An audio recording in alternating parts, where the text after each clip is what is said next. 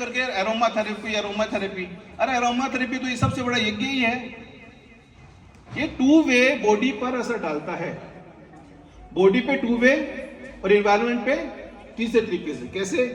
जैसे मान लो आपने 1 चम्मच आहूत किया जड़ी बूटियों से सुगंधित, उसने सुहा करके डाला, अब उसका सूक्ष्मीकरण हुआ।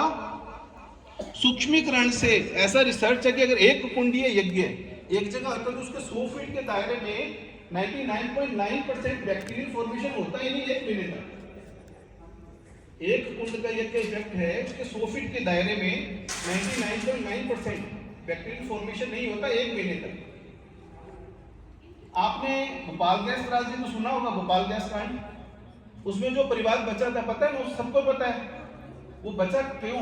हवन कर रहा था उस समय, वो परिवार उस समय हवन कर रहा था, मतलब इतनी जहरीली गैस थी वो, उसका भी इफेक्ट उस यज्ञ की वजह से नलीफाई हो गया।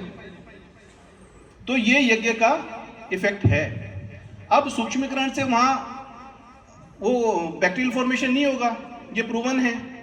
फ्रांस के साइंटिस्ट हुए डॉक्टर त्रिले, उन्होंने अपने लैब में रिसर्च किया कि इसमें फॉर्मेल्डिहाइड गैस फॉर्मेशन होती है यज्ञ से।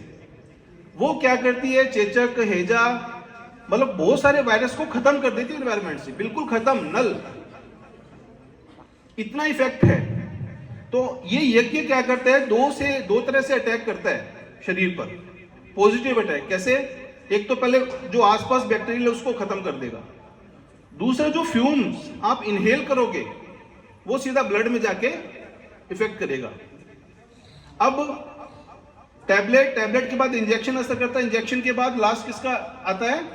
अगर मान लो एनेस्थीसिया देना हो तो क्लोरोफॉर्म सुगाते बंदा चित होता है ना, तो मतलब फ्यूम्स सबसे ज्यादा इफेक्ट करती है। और सबसे ज्यादा सूक्ष्म क्या होता है? फ्यूम्स ही होती है। तो जैसे जैसे सूक्ष्म होती जाएगी ना चीजें, वैसे वैसे वो बॉडी पर ज्यादा इफेक्ट डालती है। ये प्रूवन फैक्ट है। तो यज्ञ से आपने फ्यूम्स लिया और बॉडी से, रोम छिद्र से भी यज्ञ से वो ले सकते हैं। तो ये जो सारी चीजें ऑल टुगेदर मिलाकर के यज्ञोपैथी को एक मेन आज के बेसिकली आज के एनवायरनमेंट में अगर किसी विशेष चीज की जरूरत है तो वो यज्ञोपैथी ही है। मैं आपको एग्जांपल दे रहा हूं। कोरोना में भीलवाड़ा में शांति कुंज से एक जड़ी बूटियों का मिश्रण तैयार किया गया था कोरोना में।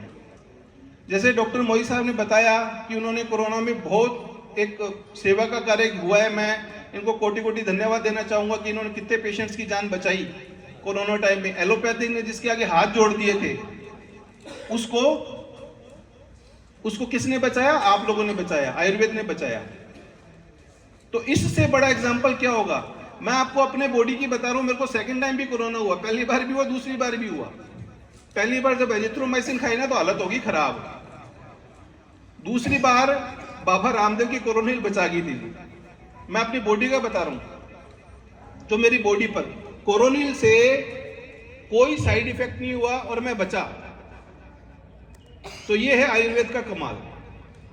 आयुर्वेद समझ लो आप अपने खुद की bread and butter he maintain नहीं कर रहे, बल्कि आप समाज को भी एक सही डायरेक्शन, सही दिशा में लेके जा रहे हैं। ये हमारी, चलो एक फास्ट एक्शन करने के लिए ठीक है, एलोपैथिक ठीक है, मान लो किसी का एक्सीडेंट हो गया, इमीडिएट हड्डी जोड़नी है, तो वो तो चलो इट्स ओके, एलोपैथिक एक पार्ट है।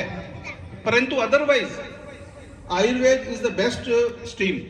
उसमें अगर आप यज्ञोपैथी में जाएंगे, ये तो इसका अपर वर्जन है। अगर आप इस पे रिसर्च करेंगे ना तो अभी यहां तक हो गया कि कैंसर पे भी रिसर्च चल रही है और कैंसर काफी हद तक क्योर हो गया। तो इस तरह के बेनिफिट्स हैं। अब इसके अंदर अपन जो मंत्र बोलते हैं, गायत्री महामंत्र बोलते हैं ना, गायत्री महामंत्र विश्व का एकमात्र ऐसा मंत्र है जिसमें 1.10 लाख वाइब्रेशन पर सेकंड होते हैं। सभी साइंस के स्टूडेंट है, कुछ भी बोलते हैं तो क्या करते हैं अपन?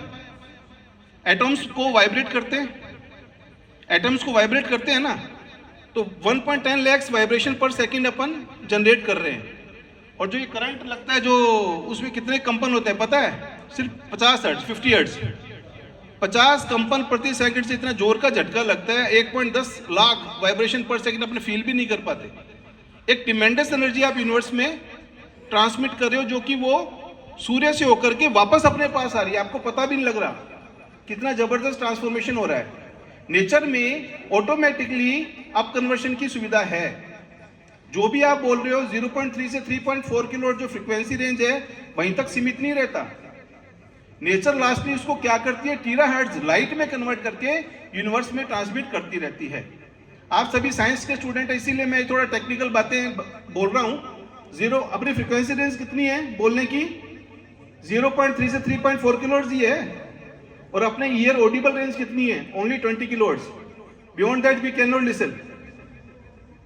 तो नेचर क्या करती है, उसको फ्रीक्वेंसी अप कन्वर्ट करके लास्टली लाइट में कन्वर्ट करके ट्रांसमिट करती है।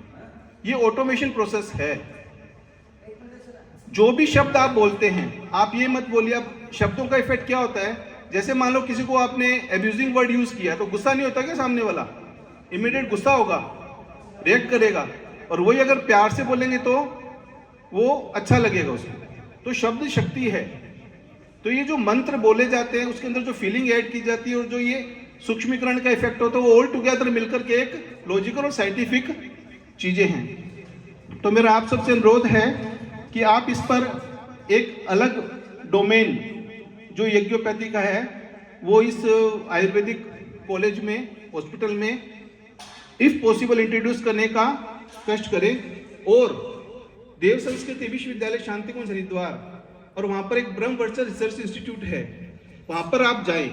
वहां पर एक कैबिन बना हुआ है, वहां पर सेंटर में यज्ञ कुंड है, वहां से फ्यूम्स जो आती है उस पर रिसर्च की, उसके रिसर्च पेपर सारे लगे हुए हैं वहां। तो आप जाके पता करेंगे तो उसमें बहुत सारी चीजें अपने को सीखने को मिलेगी। आप लोगों का बहुत बहुत धन्यवाद कि मुझे यहाँ 2 शब्द कहने का मौका मिला। Thank you.